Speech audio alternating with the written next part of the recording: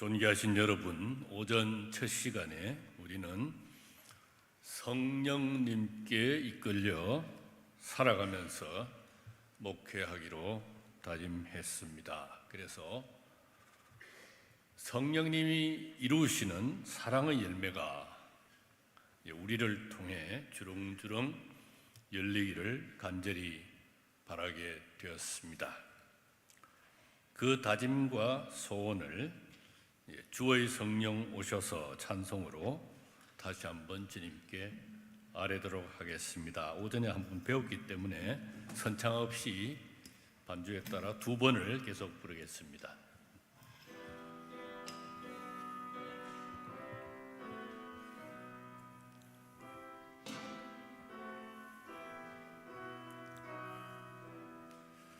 주의 성령 오셔서 사랑의 불 지피소서. 주의 성령 오셔서 사랑의 불 지피소서.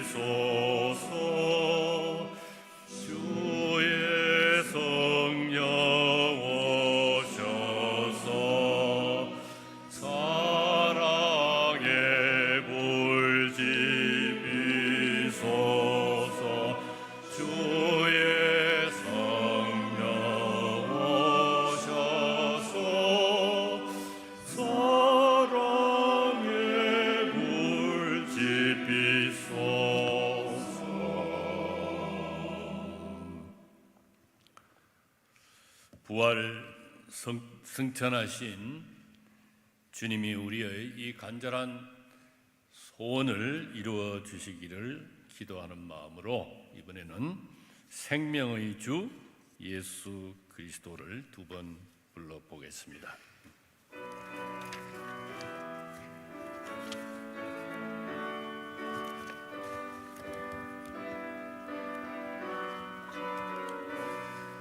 생명의 빛 예수 그리스도 온갖 어둠과 의심 몰아내 사랑으로 날 가득 채우사 이 가운데 살게 하소서.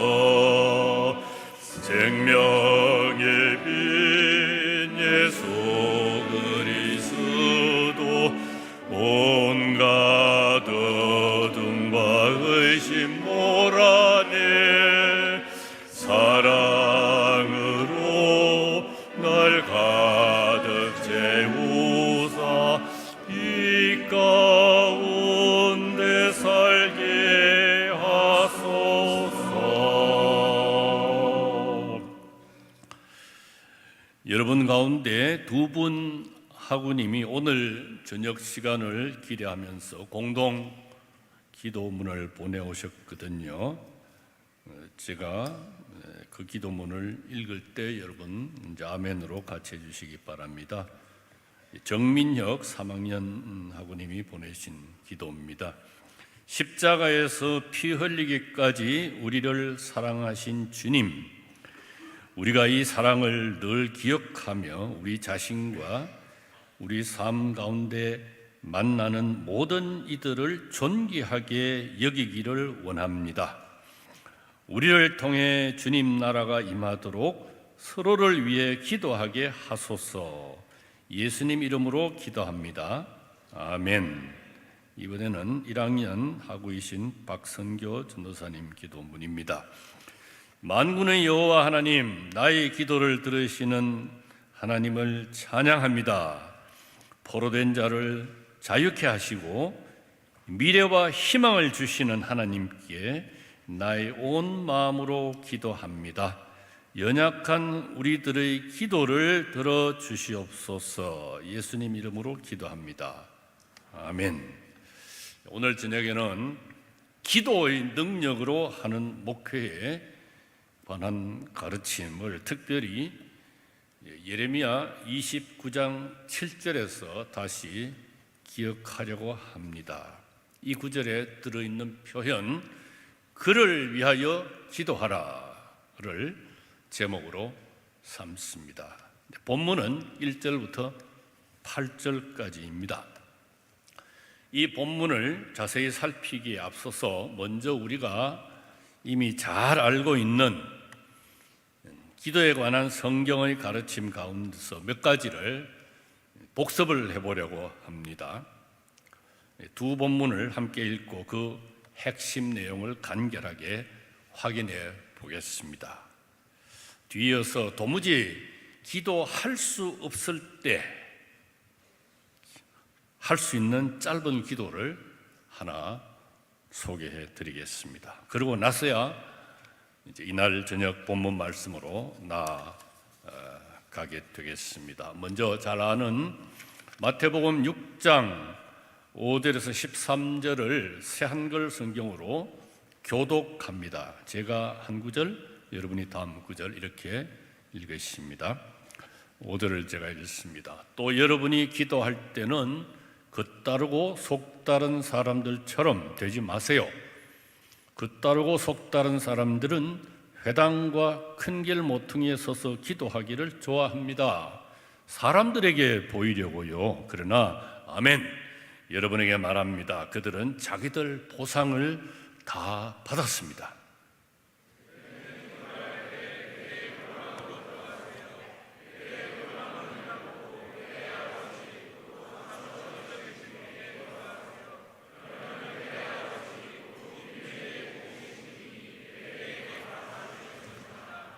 기도할 때에 다른 민족 사람들이 하는 것처럼 같은 말을 거듭하지 마세요. 그들은 말을 많이 해야 들어주실 것이라고 여깁니다.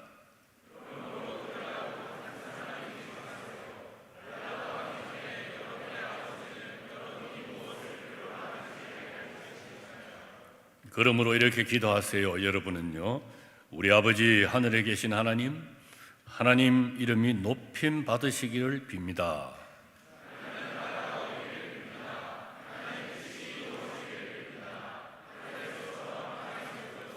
우리에게 필요한 먹을 것을 오늘 주십시오.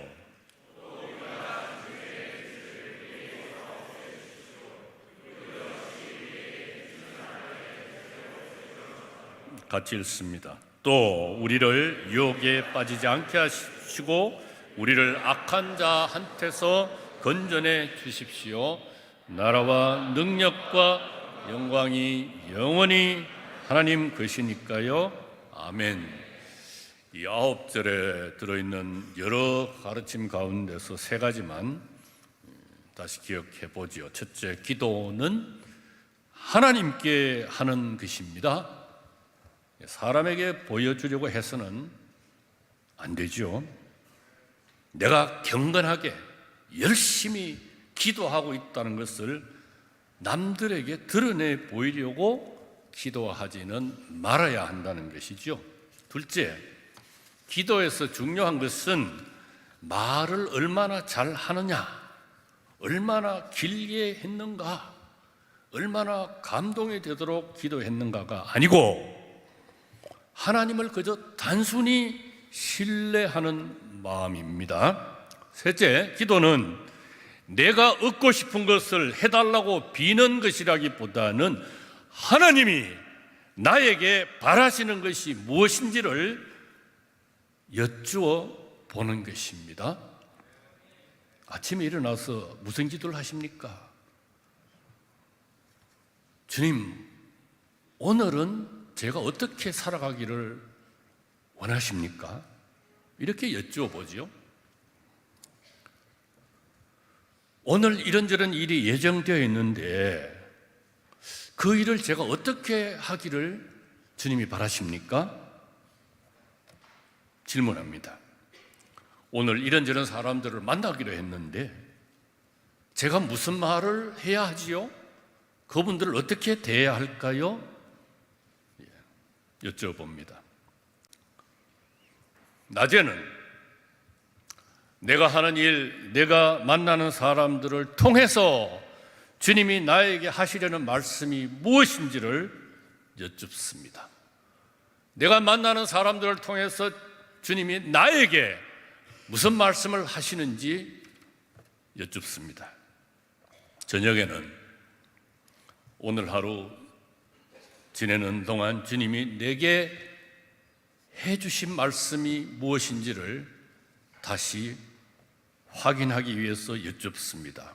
이런 식으로 아침, 점심, 저녁 하루를 지내는 동안 늘 주님의 음성을 듣고자 하는 마음으로 기도합니다. 다음으로 야고보서 5장 13절에서 18절까지를 역시 새한글 성경으로 교독하겠습니다. 여러분 가운데 누군가가 고난을 겪고 있나요? 그런 사람은 기도하십시오. 기분이 좋은가요? 그런 사람은 찬송하십시오.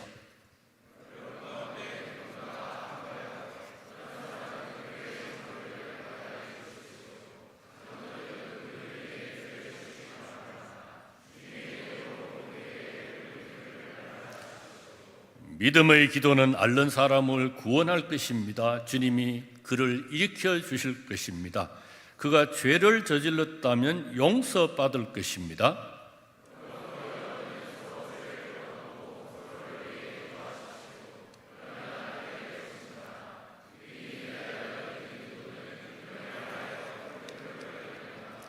엘리야는 사람이었습니다. 겪고 느끼는 것이 우리하고 같았습니다. 그런데 비가 내리지 않도록 그가 기도하고 기도하자 3년 6개월 동안 땅에 비가 내리지 않았습니다.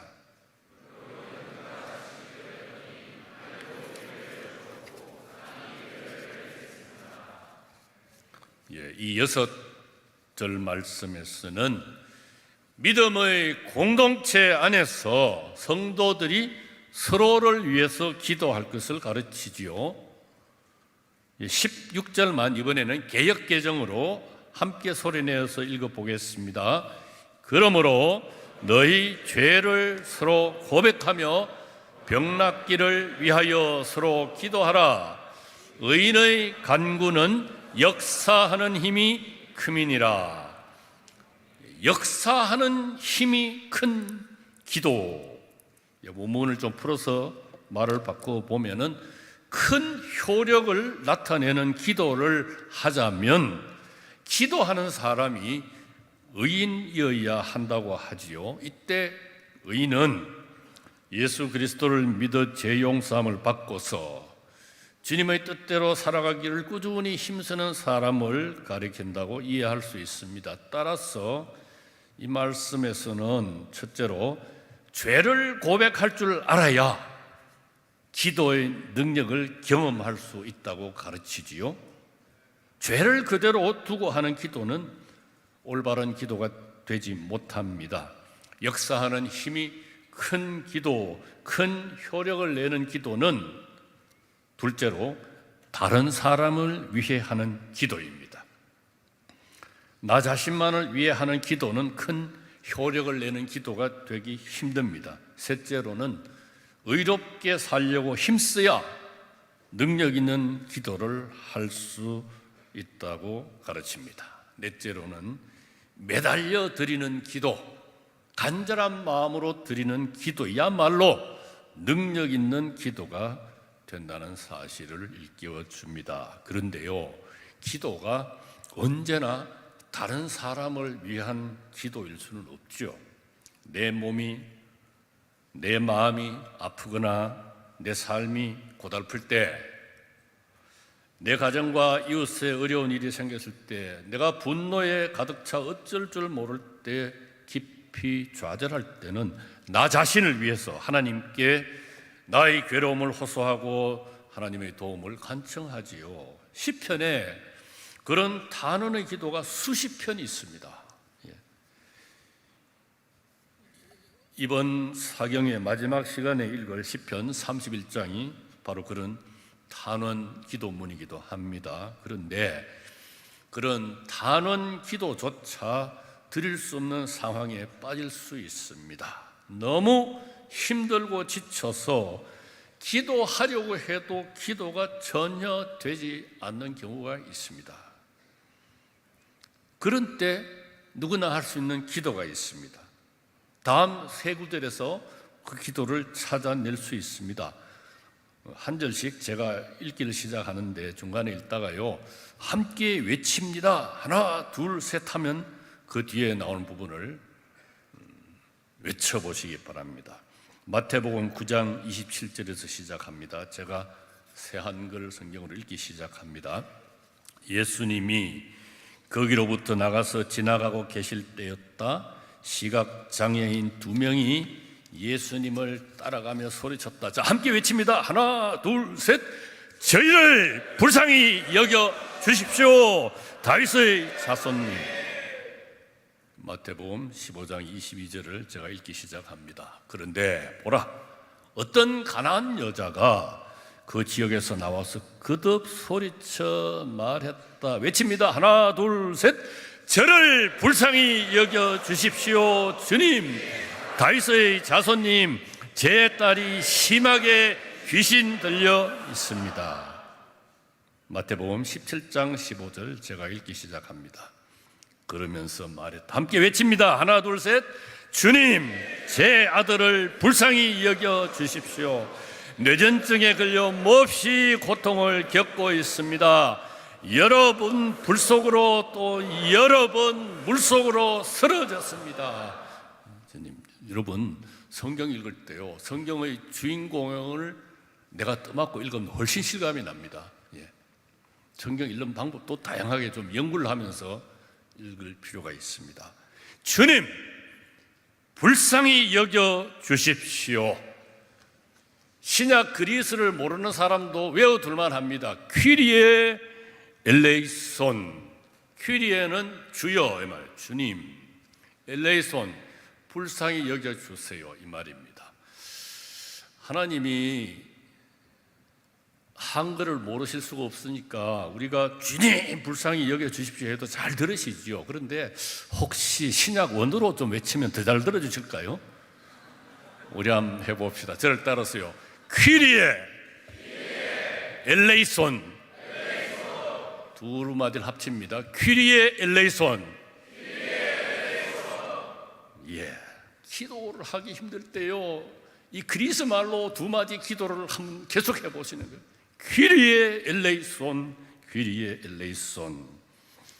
7음절 두 말로 되어 있는 이 기도는요, 주기도 다음으로 2000년 기독교 역사에서 전 세계의 그리스도인들이 가장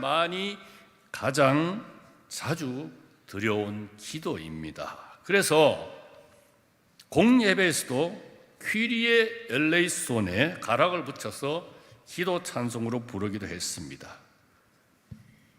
기도하고 싶으나 기도가 되지 않을 때 여러 번, 수십 번, 수백 번 외쳐봅니다. 주님, 불쌍히 여겨주세요. 주님, 불쌍히 여겨주세요. 주님, 불쌍히 여겨주세요. 이것은요, 중언부언하는 기도가 아닙니다. 너무나 마음이 안타까워서 되풀이하는 간절한 마음의 표현이죠. 낮이고 밤이고 무엇을 하든지 수없이 속으로 외칠 수 있습니다. 꼭 소리를 내어 외침이 아니지요. 주님, 불쌍히 여겨주세요. 퀴리에 엘레이손. 이 퀴리에 엘레이손 찬송이 우리 찬송가에도 드디어 한 곡 들어왔습니다. 참 우리 한국교회가 이 점에 너무 늦어요.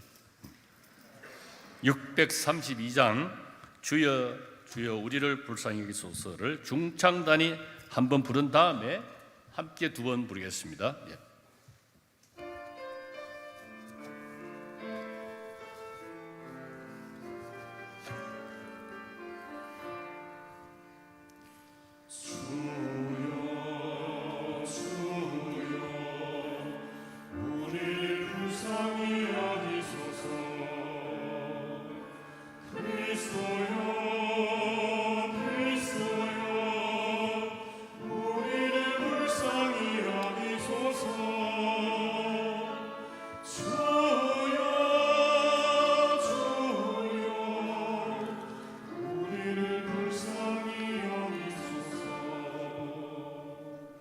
주여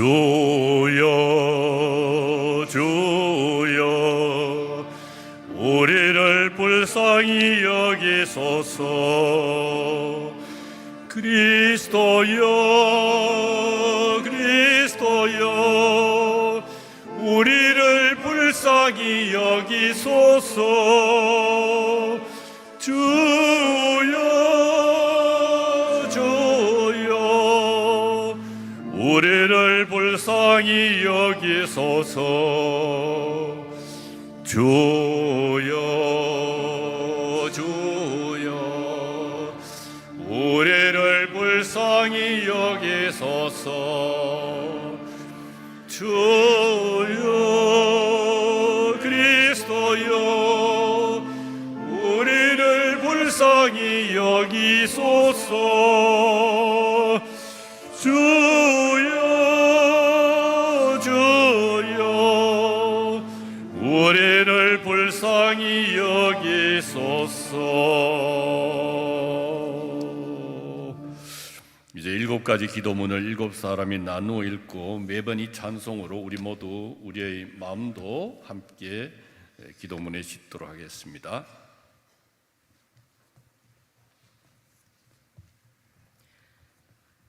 하나님, 고난 한가운데서 하나님은 자비로 가득 찬 눈길을 우리에게 보내시고 용서의 말씀을 들려주십니다.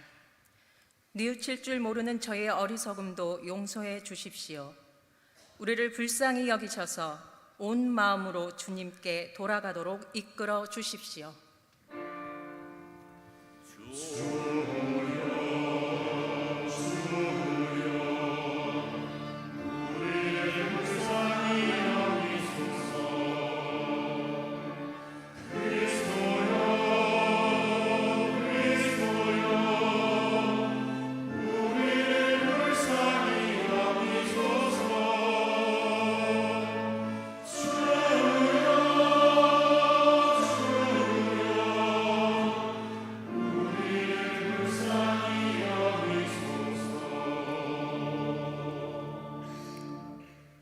고난을 겪는 모든 사람을 위해 빕니다.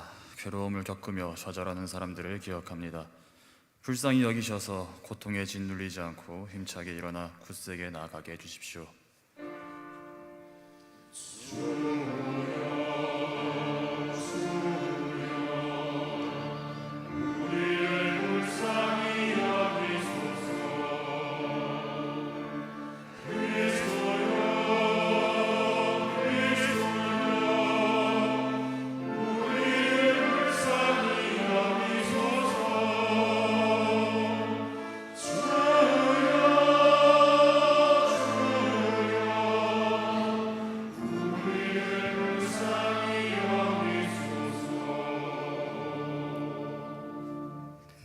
남을 위해 희생하는 모든 사람을 위해 기도합니다. 불쌍히 여기셔서 그 희생을 통해 생명이 살아나 활짝 꽃피고 진귀한 열매가 많이 열리게 해 주십시오.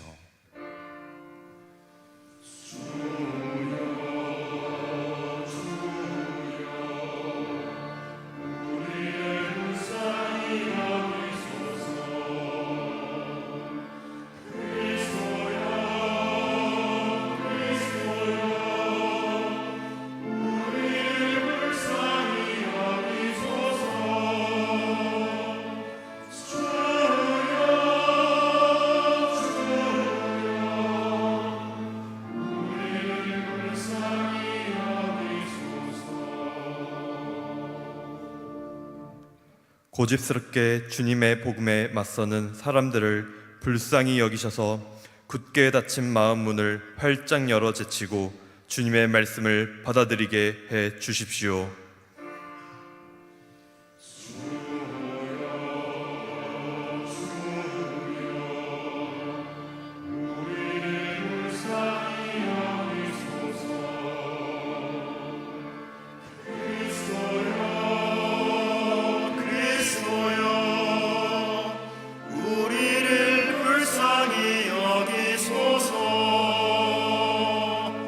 주여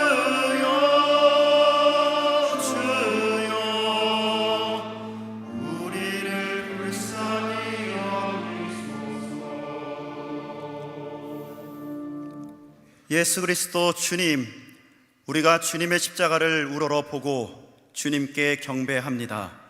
주님은 우리를 위해 고난을 겪으셔서 우리를 애워싼 어려움을 아십니다.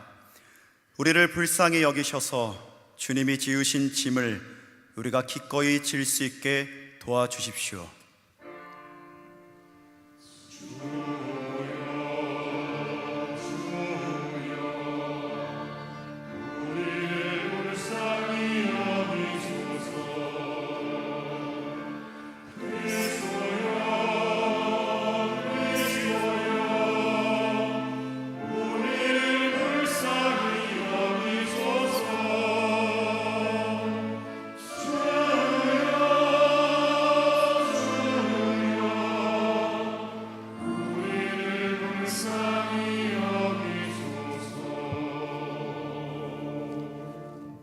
우리 곁에 있을 사람이 하나도 없더라도 주님은 우리 곁에 머무십니다.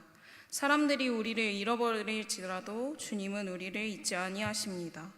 우리를 불쌍히 여기셔서 주님의 강한 두 팔로 붙잡아 주십시오.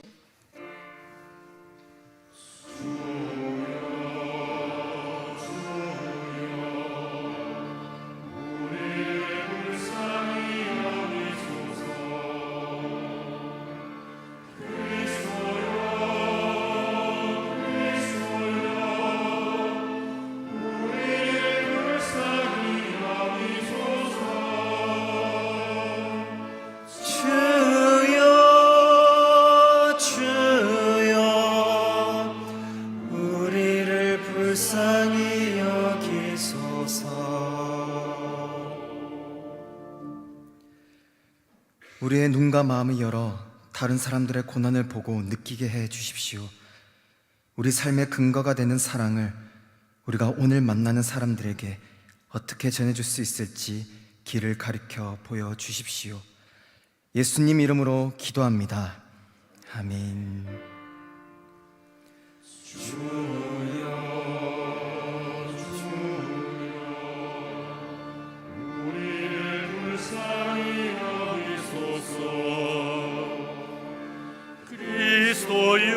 그리스도여, 그리스도여, 우리를 불쌍히 여기소서. 주여, 주여, 우리를 불쌍히 여기소서. 지난 5년 동안 저는 여러분 죽음의 문턱에 서 있었습니다. 그래서 이 찬송을 부르면 지금도 눈물이 나요. 아침에 일어나서 주여, 주여, 우리를 불쌍히 여기소서, 수없이 불렀던 기억이 납니다. 자, 이제 오늘 저녁 본문으로 돌아갑니다. 아까 봉독해 주신 예레미야 29장 7절을 다시 한번 함께 소리내어 읽어 보십시다. 읽겠습니다. 너희는 내가 사로잡혀 가게 한 그 성읍의 평안을 구하고 그를 위하여 여호와께 기도하라.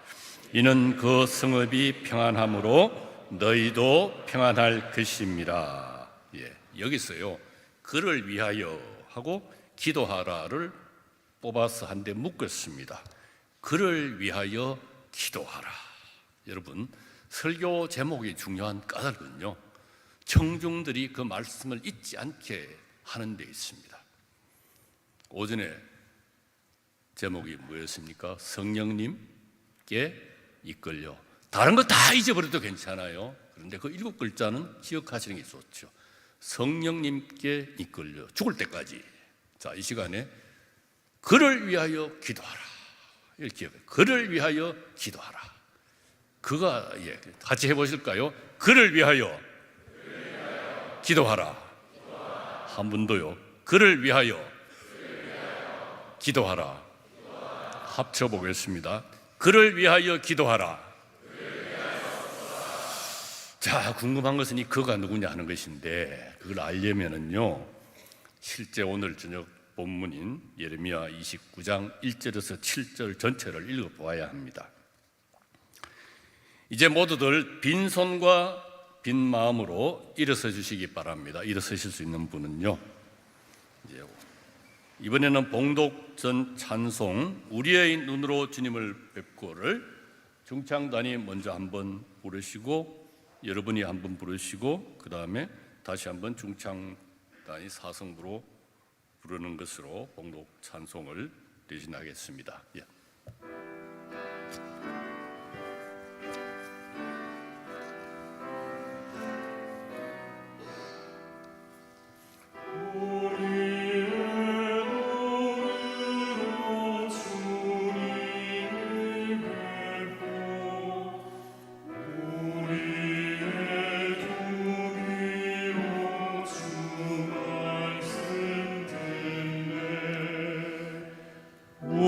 우리의 눈으로 주님을 뵙고 우리의 두 귀로 주 말씀 듣네.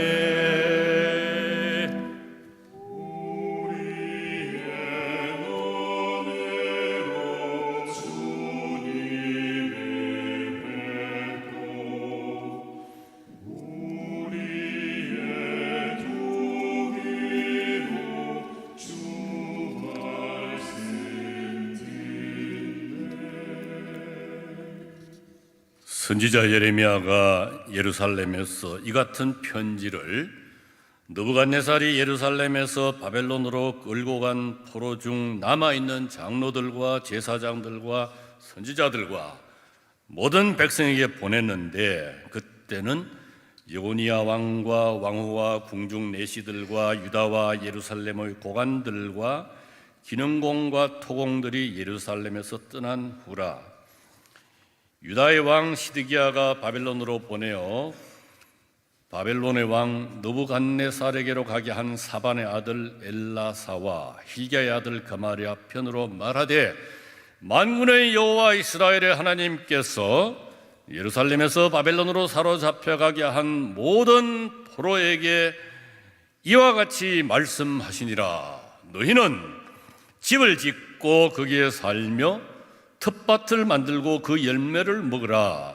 아내를 맞이하여 자녀를 낳으며 너희 아들이 아내를 맞이하며 너희 딸이 남편을 맞아 그들로 자녀를 낳게 하여 너희가 거기에서 번성하고 줄어들지 아니하게 하라. 너희는 내가 사로잡혀 가게 한 그 성읍의 평안을 구하고 그를 위하여 여호와께 기도하라. 이는 그 성읍이 평안함으로 너희도 평안할 것임이라. 같이 부릅니다. 할렐루야 할렐루야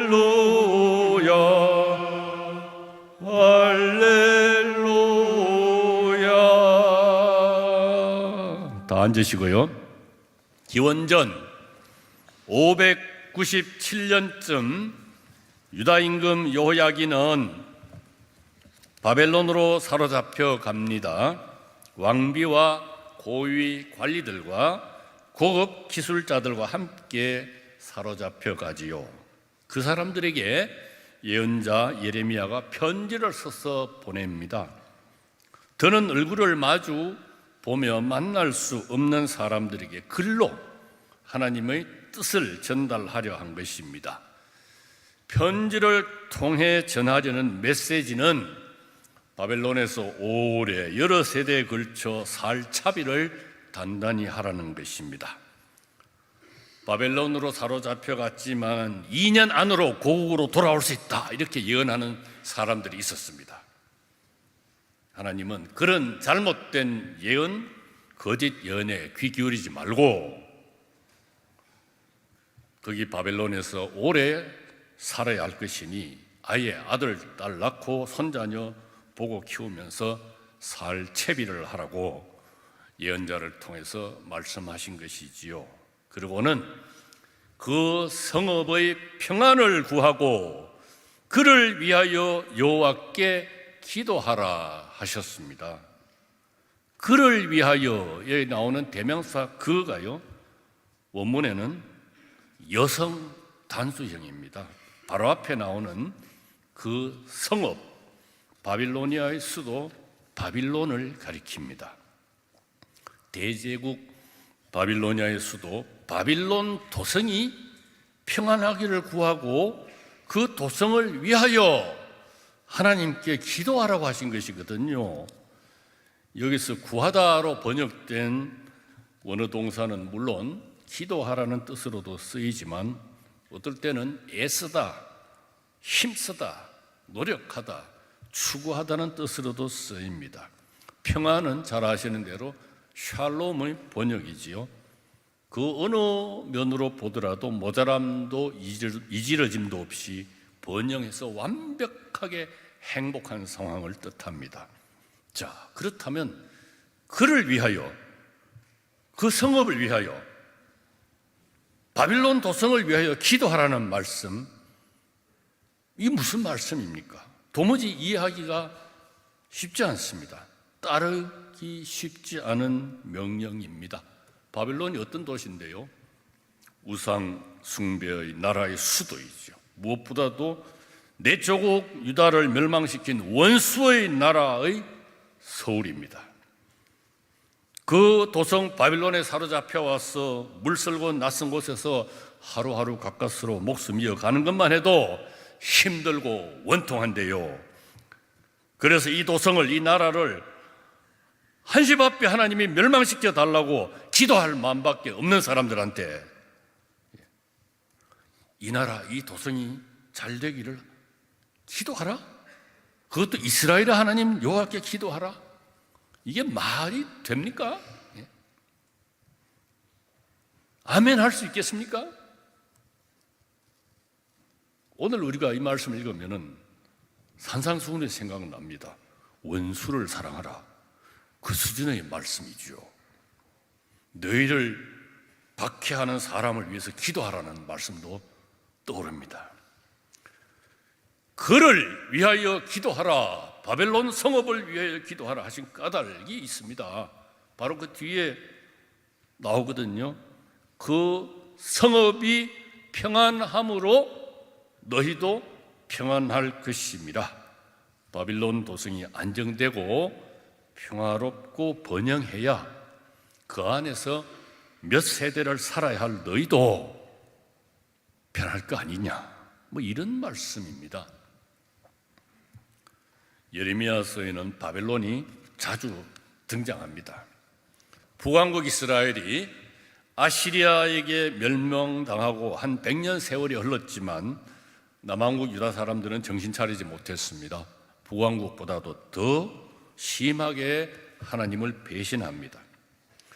그때 중동에서는 바빌로니아 제국이 아시리아 제국을 이어서 가장 크고도 힘센 나라로 발돋움하여 전성기에 막 접어들기 시작했습니다. 그런데요, 이스라엘 백성은 하나님을 배신했습니다. 창조주 하나님, 선조들을 이집트 종살이에서 건져내어 가나안 땅에 들어와서 살도록 해주신 하나님을 떠났습니다. 그래서 온누리의 하나님이신 여호와께서 바벨론을 통해 남왕국 유다까지 무너지게 하셨습니다. 그런 가운데 그 바빌로니아 제국이 적어도 3세대 걸쳐서 지속되도록 내가 정해놓았다, 이렇게 알려주십니다. 그 기간이 지나야 바벨론도 무너질 것이다, 내가 무너뜨리시겠다고 하신 것이죠. 그러니까 이렇게 당시 국제 정세가 돌아가는 것을 두고 바벨론 사람들은요, 우리가 대단한 힘이 있어서 세계 최대 강국이 되어서 전 세계를 정복했구나, 그 당시 중동 세계, 우리가 섬기던 여러 신들 덕택이야, 이렇게 생각할 수 있겠지요. 그렇지만 이것은 창조주 하나님, 출애굽의 하나님이신 이스라엘의 하나님 여호와께서 세상을 다스리시는 계획에 따라 된 것이라는 점을 유다 백성들은 이해해야 했습니다. 따라서 이제 바벨론에 사로잡혀와 살고 있는 유다 사람들은 이러한 하나님의 계획을 받아들이고 그 정한 기간이 이를 때까지는 참고 잘 기다려야 했다는 것입니다. 하나님의 때를 이해하고 참고 기다리는 거, 그 말이 쉽지요. 내 사는 동안에 해방을 맛보지 못하고 고향에 돌아올 수 있는 사람들에게 무슨 위로가 되겠습니까? 근데 참 하나님은 냉정하세요. 내가 정한 기한대로 참고 기다리라. 기다리는 것은 믿음의 표현이지요. 한 줄 찬송을 익혀서 불러보겠습니다. 주 기다려 늘 깨어서 주님의 때 이르도록. 우리 중창단 한번 하고 같이 한번 하고 그다음에 또 그냥 중창단이 사성부로 부르겠습니다.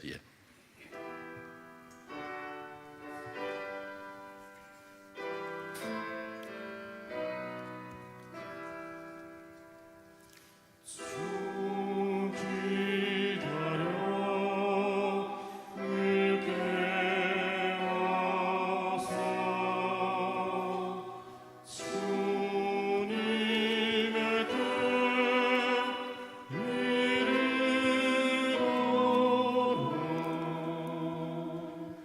주 기다려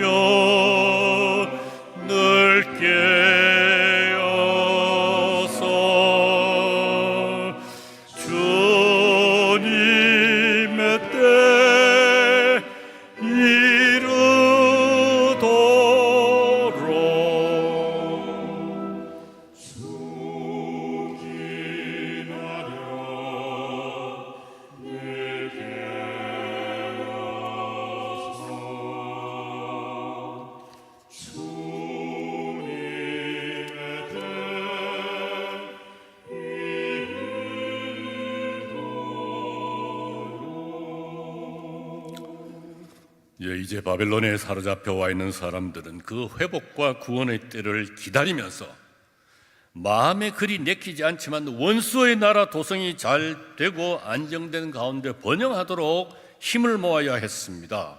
원수의 나라가 망하기 전까지는 그래도 평안하도록 하나님께 기도해야 했습니다. 존경하신 여러분, 2600여 년 전 바벨론에 사로잡혀가 있던 유다 사람들에게 하나님이 예언자의 편지를 통해 내리신 명령, 이것이 오늘 한반도 남쪽에서 예수 믿고 교역자 후보생 교육을 받고 있는 여러분에게 무슨 의미가 있을까요? 오랜만에 제가 긴 문장을 한번 읽어봤습니다. 숨이 막 차네요. 우선 생각해 볼 것은요, 바벨론처럼 하나님 무서운 줄 모르고 날뛰는 권력의 손에 놀아나는 한국 사회, 세계 사회에 어쩌면 우리 한국교회, 세계교회도 포로로 사로잡혀 있지 않은가 하는 점입니다. 새 속에 사로잡힌 교회, 이것이 오늘 우리 교회의 모습이 아닌가 하는 질문을 해보는 것이지요. 그런데 참으로 하나님만이 온누리를 다스리신다고 굳게 믿는 그리스도인으로서는, 우리로서는 창조주 하나님, 역사의 주 하나님께 맞서겠다고 오만하게 나서는 세속 권력을 하나님이 어서 빨리 무너뜨려 주시기를 간절히 바라는 마음 없지 않습니다. 그런 그리스도인들에게 하나님은 이렇게 말씀하시는 듯합니다. 아직은 아니야. 아직 상당 기간 동안 그 권력이 하늘 높은 줄 모르고 설치겠지. 그렇지만 때가 되면 끝장 날 것이야. 내가 끝장 낼 것이야. 너희가 그 세상 안에 살고 있는 동안 평안하게 지내려면 그 악한 세력의 본거지라 하더라도 그것이 평안하도록 너희도 힘써야 하느니라. 그 본거지를 위해 기도하려무나? 이 말씀을요, 세상이 불의해도 아무 소리 하지 말고 오히려 옹호하고 거기에 협력하라는 뜻으로 오해해서는 안 될 것입니다.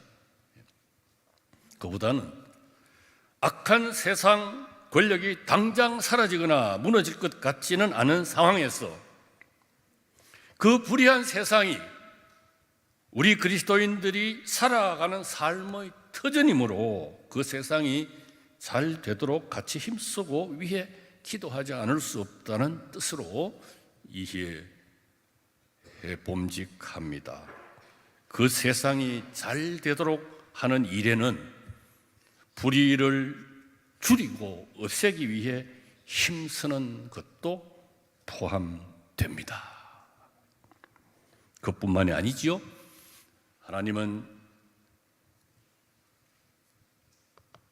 교회만, 그리스도인들만 창조하셨고 다스리시는 분이 아니시지요.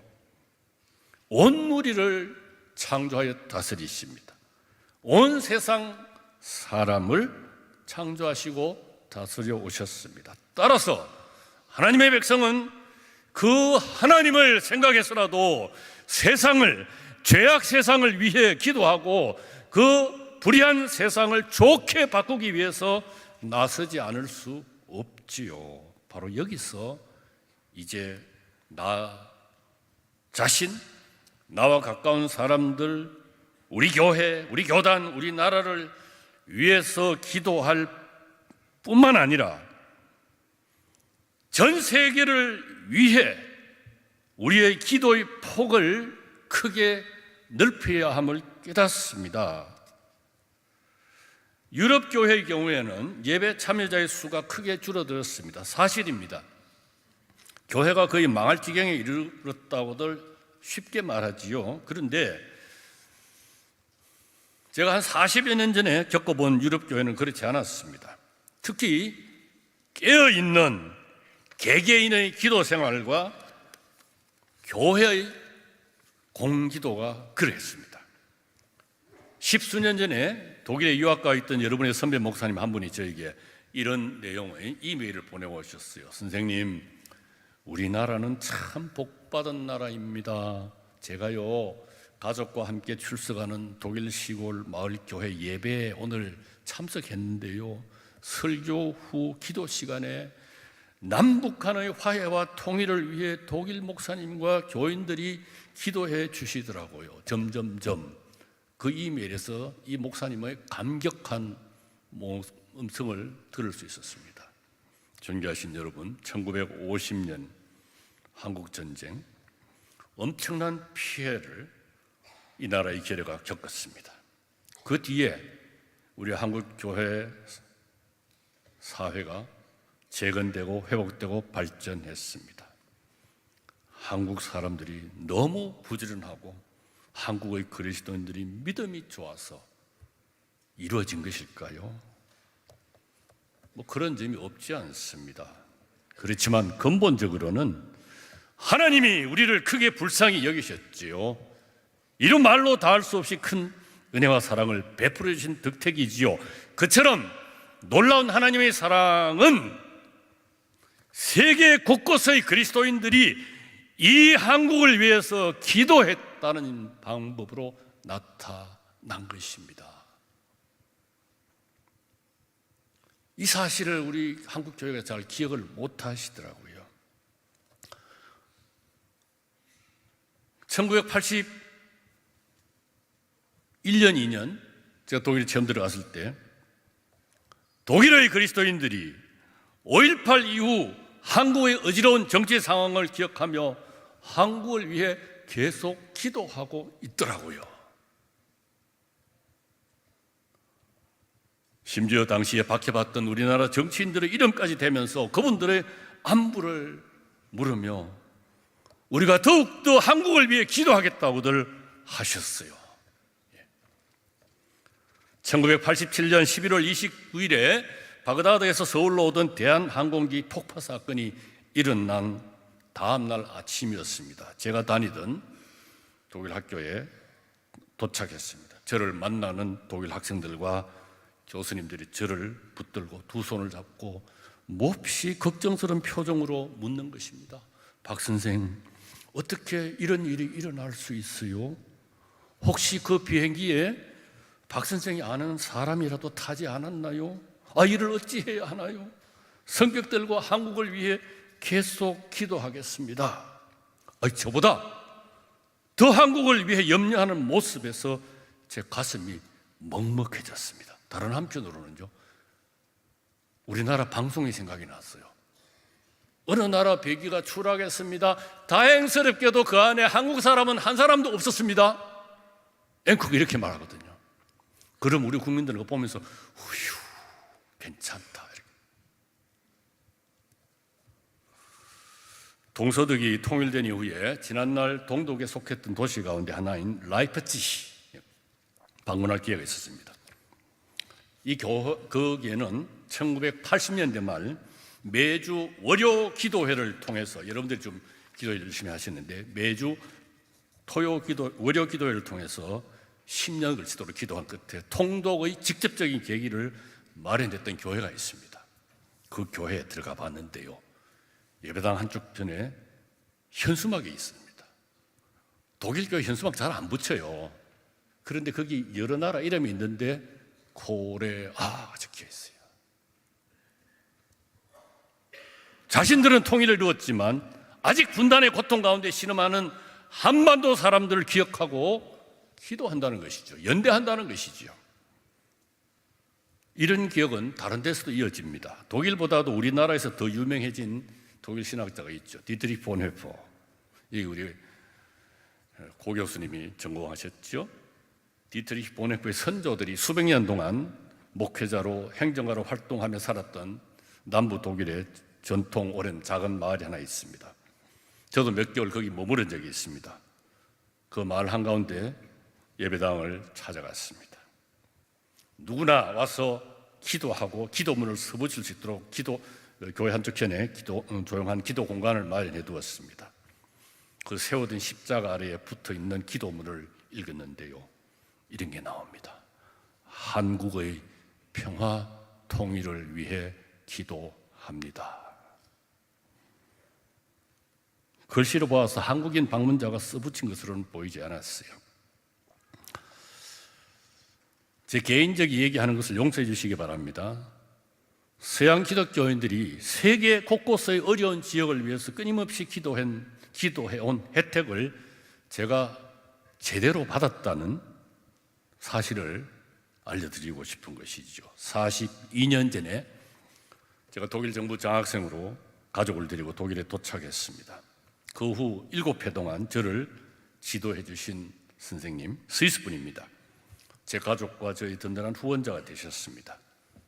아무런 인연이 없었던 분이에요. 제가 나중에 여쭤보았습니다. 선생님은 저를 전혀 알지도 못했고 한국에 다녀가신 적도 없는데 어떻게 해서 저를 받아주시게 되었습니까? 여러분, 그 외국인 학생, 가족 딸린 학생을 받아준다는 게 보통 일이 아니에요.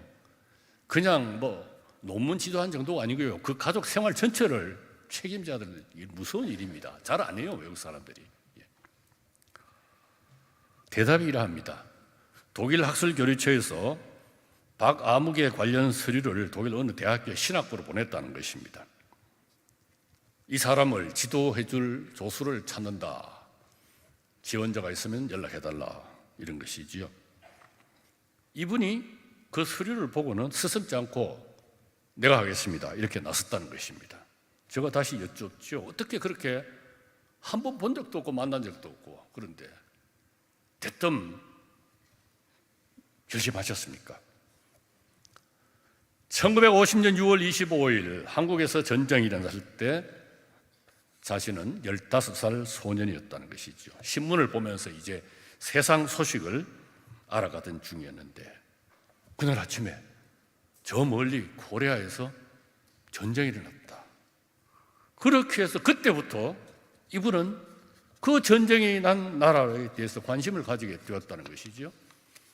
30년이 지난 1981년에 자신이 교수로 근무하던 학교 책상 위에서 한국에서 어떤 사람이 공부하러 온다는 공문을 보고 반갑게 나섰다는 것입니다. 겸손한 분이신지라 그렇게 간접적으로 표현했어요. 나중에서야 제가 그 말씀이 무슨 뜻인지 깨달았습니다. 소년 시절에 한국 전쟁 보도를 보는 순간 그때부터 한국을 생각하며 기도해왔다는 것입니다. 여러분 믿겨지세요? 존귀하신 여러분, 이것이 어떻게 저 한 사람을 위해서 하나님이 베푸신 사랑이라고만 하겠습니까? 전쟁을 참아야 망가진 이 한반도를 불쌍히 여기신 하나님이 이 땅을 다시 살려내기 위해 하신 놀라운 일들 가운데 하나지요. 그 뒤로 제가 이 선생님을 통해서 받은 은혜와 사랑은 엄청납니다. 그 덕분에요, 제가 교수가 되었을 뿐만 아니라 저를 통해서 여러분을 포함해서 적지 않은 한국의 신학도들과 그리스도인들이 주님의 은혜를 맛보고 있는 것입니다.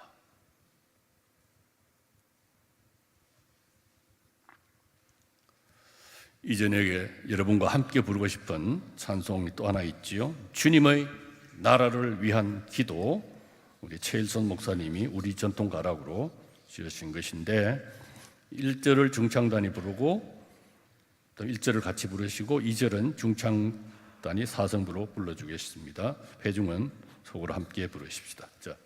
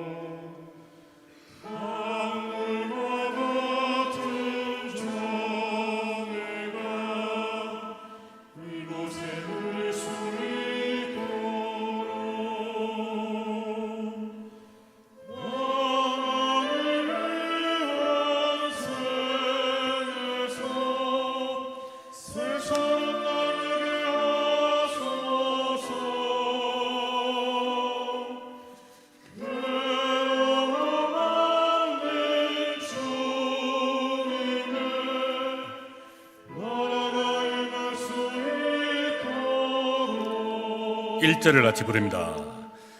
내 마음 속에 가득 찬 교만을 깨뜨려 주소서. 강물과 같은 정의가 이곳에 흐를 수 있도록 나만을 위한 생에서 새처럼 나르게 하소서. 괴로움 없는 주님의 나라가 임할 수 있도록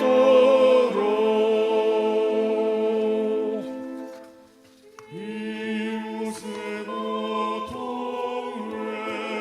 외면한 근죄의 몸에 가옵니다. 선교의 사명 정원이 한죄를 용서하옵소서.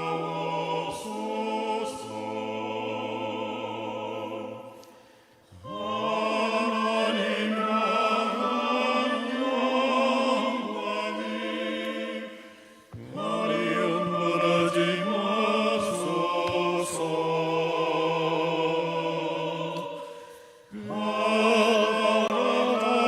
같은 자비를 부어주소서.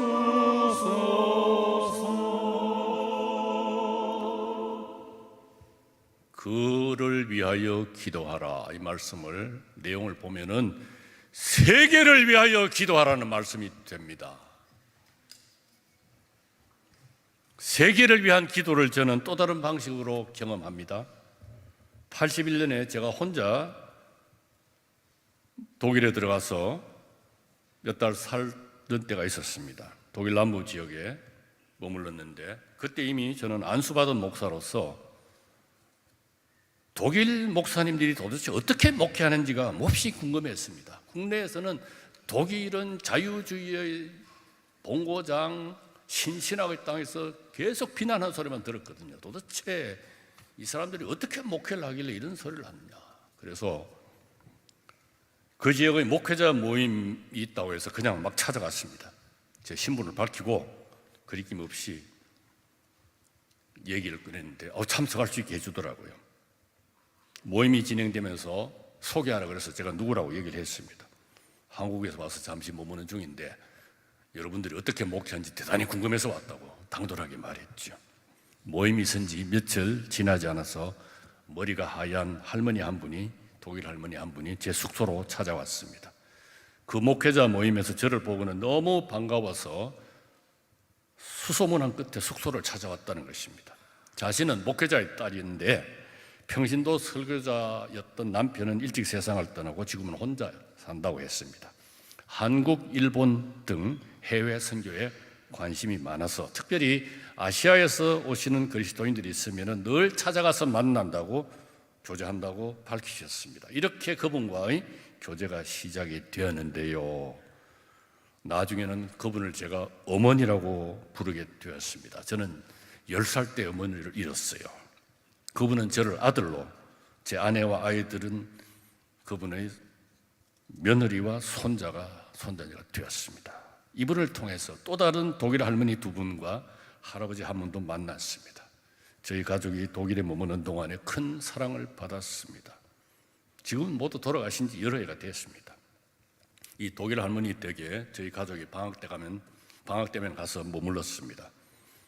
마치 아이들은 시골 할아버지 할머니 댁 가는 것처럼 갔죠. 처음 그 댁에 머물렀을 때 부엌 싱크대 앞벽에 온갖 신문 조각이 막 붙어 있었어요. 놀랐습니다.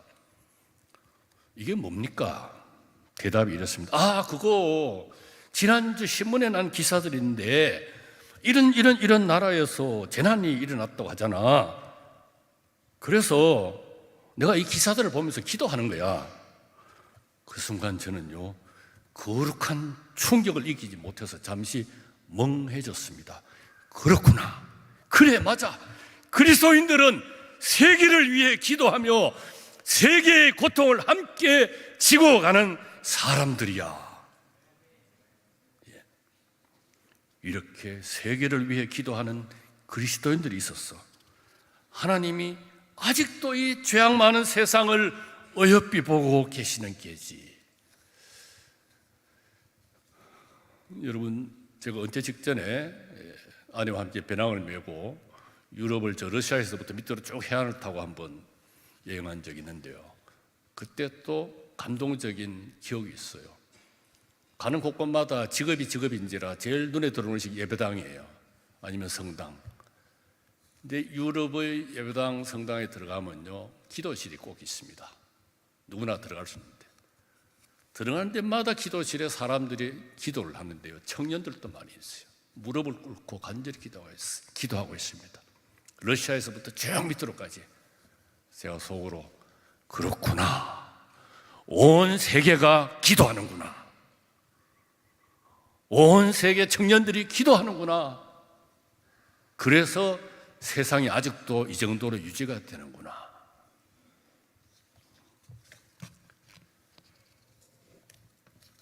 자, 이런 경험들을 통해서 저는 한 가지를 제대로 배웠습니다. 다름 아니라 내 기도의 스케일을 세계로 넓혀야겠다.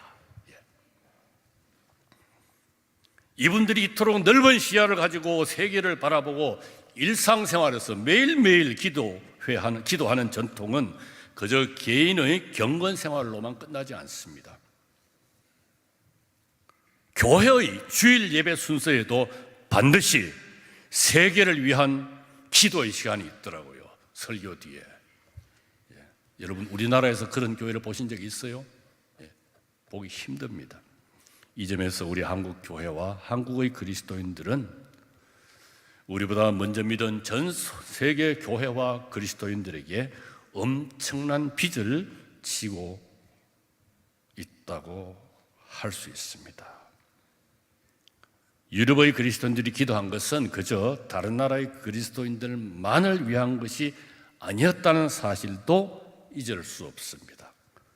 같은 그리스도인이면 더욱더 좋겠지만 아직 그리스도인이 아니라 하더라도 심지어 타 종교인이라 하더라도 고통받는 사람들이 사는 곳이라면은 재난이 닥친 곳이라면은 거기에 있는 사람들을 기억하고 기도하고 구체적으로 돕는 일을 하고 있는 평범한 그리스도인들을 많이 보았습니다.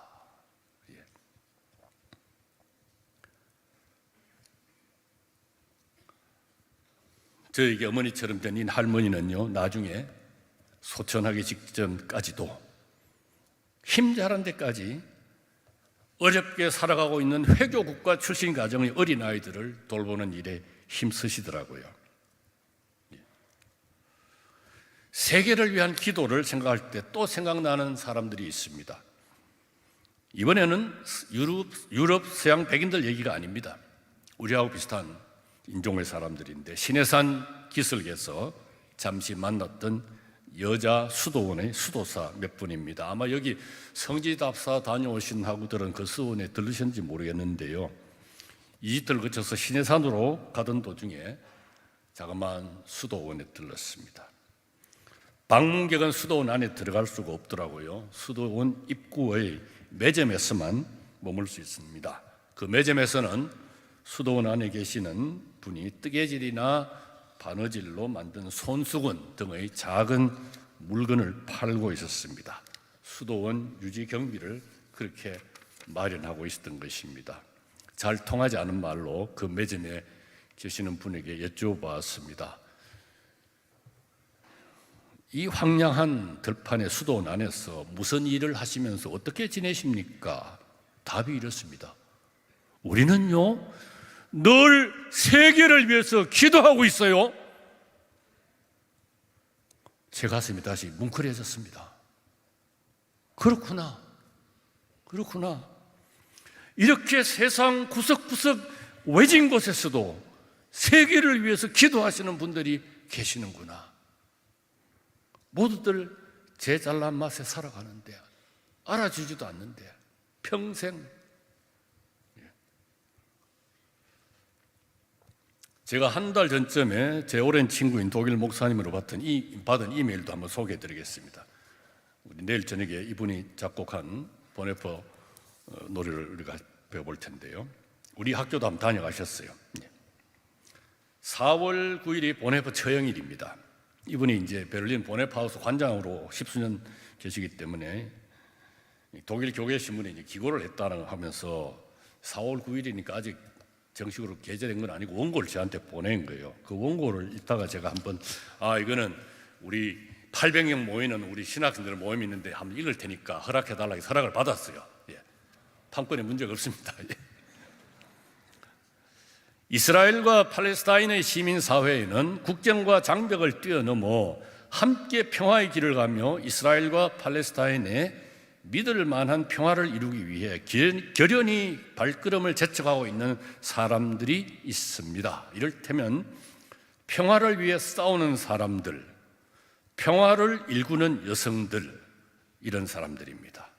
이 새로운 시작에 나선 모든 사람들과 함께 우리는 기도할 수 있습니다. 그 다음 기도문이에요. 평화의 하나님, 주님 앞에서 우리는 지난날에도 오늘날에도 폭력이 희생되었거나 희생되는 사람들을 생각합니다. 그들의 이름과 얼굴과 삶의 이야기를 기억합니다. 그들은 우리의 형제 자매입니다.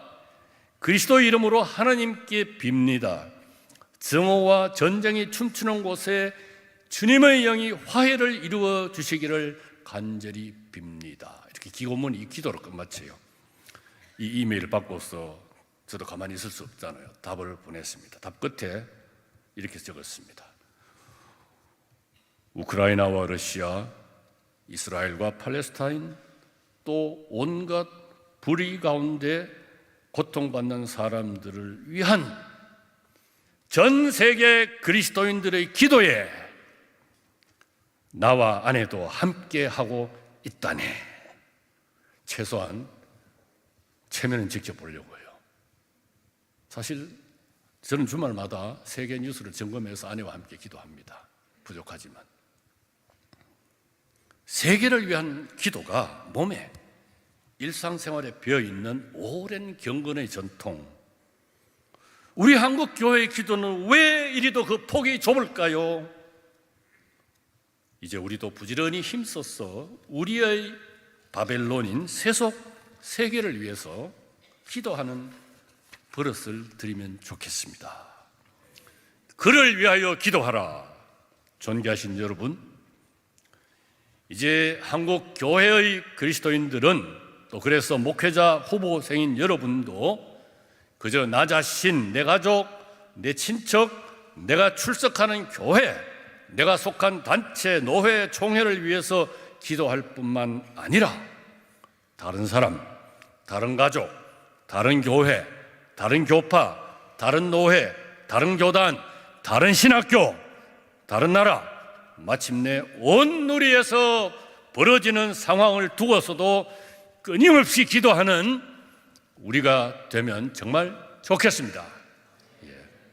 존귀하신 여러분, 어떻게 기도하느냐, 얼마나 길게 기도하느냐도 중요하지만은 무엇을 기도할 것인지가 더 중요합니다. 이 시간부터 우리의 마음을 활짝 열고 주님이 다스리시는 온 누리를 위해서 기도하는 버릇을 들이시기 바랍니다. 이것도 신학 교육의 훈련의 중요한 부분입니다. 전임, 준전임, 부목사, 담임 목사로 어디서 교회를 섬기시던 전 세계를 바라보며 기도하시기 바랍니다. 이렇게 우리는 성령께 이끌려 살아가는 것입니다. 이런 기도의 능력으로 우리는 목회합니다. 세계를 생각하며 세계의 목회자로 목회합니다. 그를 위하여 기도하라, 세계를 위하여 기도하라, 이 말씀대로 살기를 다짐하는 찬송을 부르고 저녁을 마무리하려고 하는데요. 류영선 선생의 작곡 작사 이 말씀 따라 사는 동안 중창단이 한번 부르고 여러분이 다시 부르고 중창단만이 한번 부르도록 하겠습니다. 이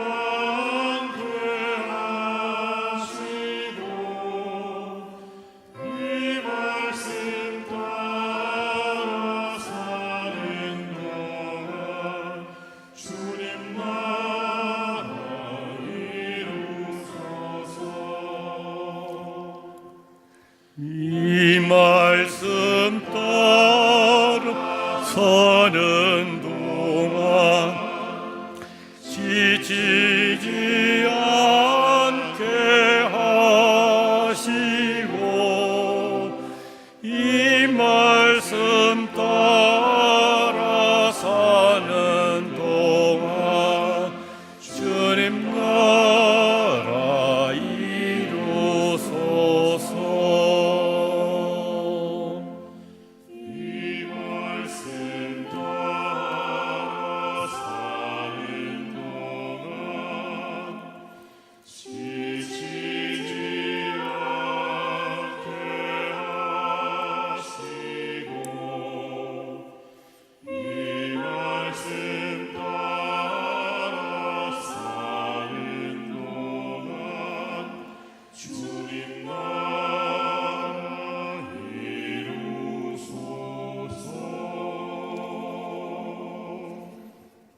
이제 1분 동안 다른 사람에게 방해가 되지 않는 범위에서 자신에게 가장 알맞는 방식으로 함께 각자 기도하시기 바랍니다. 기도하십시다.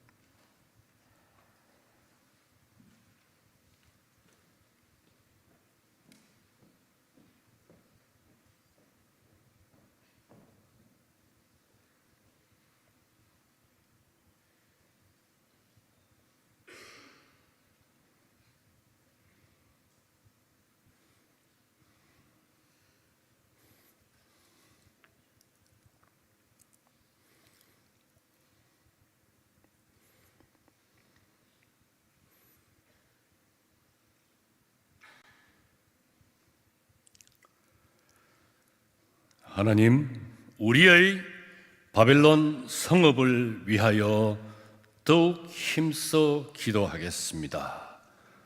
성령으로 이끌어 주십시오. 여호와께서 그대에게 복을 내리셔서 그대를 지켜주시기 바랍니다. 여호와께서 그 얼굴빛을 그대에게 비추셔서 그대를 불쌍히 여겨주시기 바랍니다. 여호와께서 그 얼굴을 그대에게로 드셔서 그대에게 평화 주시기 바랍니다. 아멘.